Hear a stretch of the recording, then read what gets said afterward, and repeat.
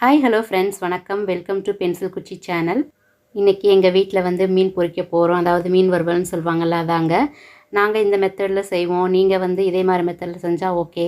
இல்லை நீங்கள் வேறு மாதிரி செய்வீங்க அப்படின்னா இதை ஒரு தடவை ட்ரை பண்ணி பாருங்கள், செம்மையாக இருக்கும். அம்மா தாங்க செய்கிறாங்க, நான் ஹெல்ப் மட்டும் பண்ண போகிறேன். மீனை வந்து நல்லா க்ளீன் பண்ணிவிட்டு ஒரு 4-5 தடவை கழுவிடுங்க. அதுக்கப்புறம் சாதம் வடிக்கிற மாதிரி தட்டை வச்சு நீங்கள் வடிகட்டி வச்சுட்டு அதுக்கப்புறம் எடுத்துட்டு மஞ்சத்தூள் வந்து 1/2 ஸ்பூன் போட்டுக்கோங்க. அதுக்கப்புறம் பார்த்தீங்கன்னா நாங்கள் வந்து 2 கிலோ வாங்கியிருந்தோம். அதில் 1/2 கிலோ எடுத்து வச்சிட்டோம். தலை பீஸையும் வால் பீஸையும் எடுத்து குழம்புக்காக யூஸ் பண்ணியாச்சு. அதுக்கப்புறம் பார்த்தீங்கன்னா 1 ஸ்பூன் கொஞ்சம் நிறையாவே எடுத்திருக்காங்க மல்லித்தூள். நெக்ஸ்ட்டு வந்து இஞ்சி பூண்டு பேஸ்ட்டு ஒரு 2 ஸ்பூன் இருக்கிற மாதிரி போட்டுக்கலாம். அடுத்து பார்த்தீங்கன்னா சீரகப்பொடி, இது வந்து 1 ஸ்பூன் எடுத்துக்கோங்க. அடுத்து என்ன ஆட் பண்ண போகிறோம் அப்படின்னா சிந்துல மீன் வறுவல் பொடி இருக்கும். அந்த பொடி வந்து கிட்டத்தட்ட ஒரு 2.5 பேக்கெட் எடுத்துக்கிட்டாங்க. அந்த பேக்கெட்டில் மென்ஷன் பண்ணியிருப்பாங்க 1 கிலோவுக்கு எத்தனை பேக்கெட் போடணும் அப்படிங்கிறத. அந்த குவான்டிட்டியில் நீங்கள் போட்டுக்கோங்க. இப்போ வந்து இதில் வந்து உப்பு ஆட் பண்ணியிருப்பாங்க, அதனால் உப்பு மட்டும் போட்டுறாதீங்க. வெறும் தண்ணியை மட்டும் தெளிச்சிட்டு அதுக்கப்புறம் நம்ம நல்லா குலுக்கி விடணும்.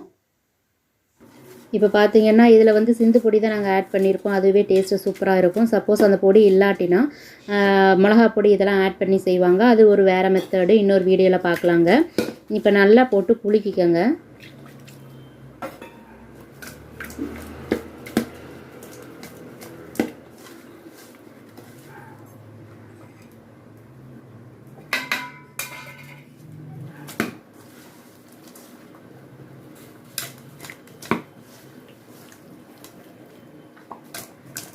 கொஞ்சம் வர வரன்னு இருக்கிற மாதிரி இருந்துச்சுன்னா லைட்டாக தண்ணியை தெளிச்சிட்டு அதுக்கப்புறம் குலுக்குங்க.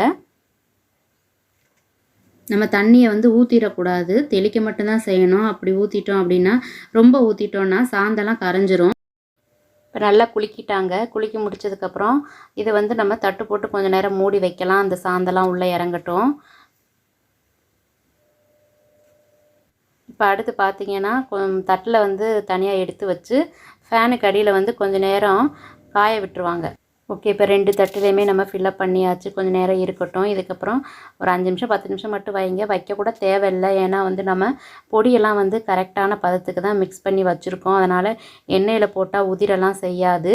ஓகேங்க, இப்போ மீன் பொரிக்க ஸ்டார்ட் பண்ணலாம். ஃபஸ்ட்டு பாத்திரத்தை வச்சு எண்ணெயை ஊற்றிட்டு கொஞ்சம் நேரம் வந்து அது காயட்டும்.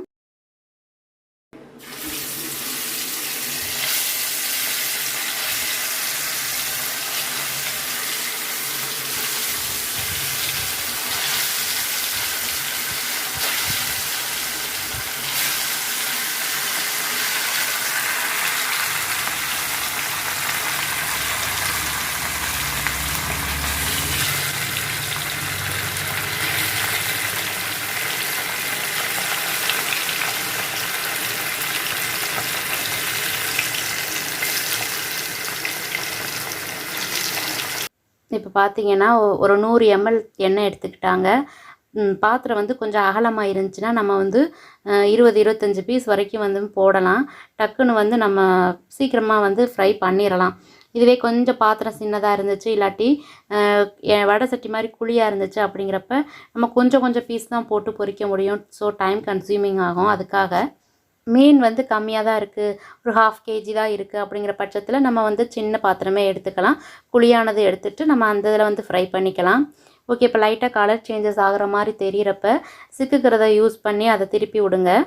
மீனை வந்து இது மாதிரி கட் பண்ணாமல், பீஸாக கட் பண்ணாமல் ஃபுல்லாக போடுவாங்க. அப்படி போகிற பட்சத்தில் நமக்கு இது மாதிரி பெருசாக இருந்தால் தான் கரெக்டாக இருக்கும். இந்த மீனில் பார்த்தீங்கன்னா அந்த வால் பகுதியில் வந்து முள் வந்து ஒரே ஒன்று தான் இருக்கும். அதனால் குழந்தைகளுக்கு வந்து எடுத்து வச்சிட்டோம்னா அவங்களுக்கு கொஞ்சம் ஈஸியாக இருக்கும் சாப்பிட்றதுக்கு. அது மாதிரி அந்த தலை பீஸ் பார்த்தீங்கன்னா கிறிஸ்பியாக சூப்பராக இருக்குங்க. ஒரு சில மீனில் பார்த்தீங்க அப்படின்னா தலைப்பகுதி வந்து கொஞ்சம் கசக்கிற மாதிரி இருக்கும். ஆனால் இந்த ஊளி மீனில் வந்து அப்படிலாம் கசக்காதுங்க, செம்ம டேஸ்ட்டாக முறுமுறுன்னு இருக்கும். யாருக்கெல்லாம் தலை பீஸ் பிடிக்கும் அப்படிங்கிறத கீழே கமெண்டில் தெரியப்படுத்துங்க. சில மீன்களில் வந்து கண்ணுமே ரொம்ப டேஸ்ட்டாக கிறிஸ்பியாக இருக்கும் பொரிக்கிற. நீங்கள் வந்து காரம் சாரமாக நான் வந்து சாப்பிடுவோம் அப்படிங்கிற பட்சத்தில் இன்னும் கொஞ்சமே மிளகாப்பொடி போட்டுக்கலாம்.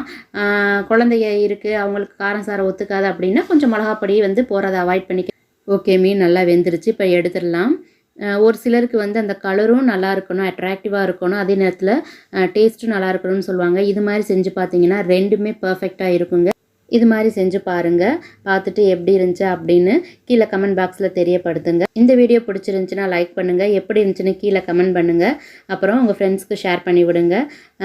சப்ஸ்கிரைப் பண்ண மறந்துடாதீங்க. பக்கத்தில் இருக்க பெல் ஐக்கானை தட்டி விட்டுருங்க. தேங்க்ஸ் ஃபார் வாட்சிங்.